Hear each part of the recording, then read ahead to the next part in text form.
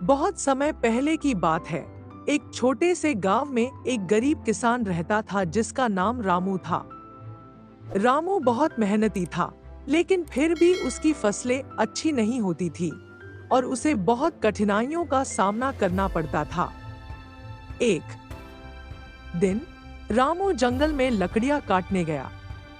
वहां उसे एक अजीब सी चमकती हुई चीज दिखाई दी। जब वह पास गया तो उसने देखा कि वह एक छोटा सा पौधा था जो अजीबोगरीब तरीके से चमक रहा था। रामू ने सोचा कि यह कोई जादुई पौधा है और इसे अपने खेत में लगाने का निर्णय लिया।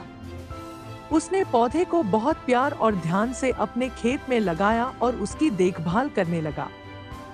कुछ ही दिनों में वह पौधा बड़ा होने लगा और उसकी शाखाओं पर सुनहरे फल लगने लगे। जब रामू ने उन फलों को तोड़ा और गांव में बेचा तो उसे अच्छे पैसे मिले। धीरे धीरे वह पौधा और भी बड़ा हो गया और उसके फलों से रामू की हालत सुधरने लगी। अब वह गरीबी से मुक्त हो चुका था और गांव में खुशहाल जीवन जीने लगा। एक दिन गांव के मुखिया ने रामू से पूछा कि वह अचानक इतना धनवान कैसे हो गया। रामू ने मुखिया को उस जादुई पेड़ के बारे में बताया। मुखिया ने भी वह पेड़ देखने की इच्छा जाहिर की। जब मुखिया ने उस पेड़ को देखा तो उसकी लालच बढ़ गई और उसने रामू से पेड़ को अपने पास देने की मांग की। रामू ने मना कर दिया और कहा कि यह पेड़ उसके लिए बहुत महत्वपूर्ण है। मुखिया ने सोचा कि अगर वह पेड़ को चुरा लेगा तो वह भी धनवान बन जाएगा।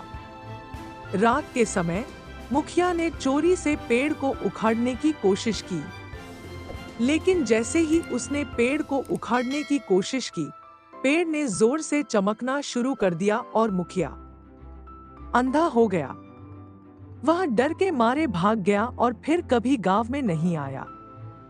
रामू ने उस जादुई पेड़ की और भी ज्यादा देखभाल करना शुरू किया और वह पेड़ हमेशा के लिए उसके खेत में रहा। रामू ने अपने धन का सही उपयोग किया और गांव के लोगों की मदद की।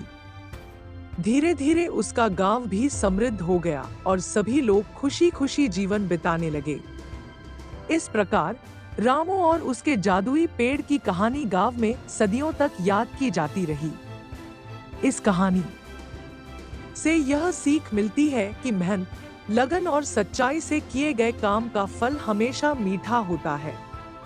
दोस्तों, आपको ये कहानी कैसी लगी कमेंट में हमें जरूर बताएं। मुझे आशा है कि आपको इस कहानी से बहुत सीख मिली होगी। तो चलिए मिलते हैं अगले वीडियो में, तब तक के लिए जय हिंद।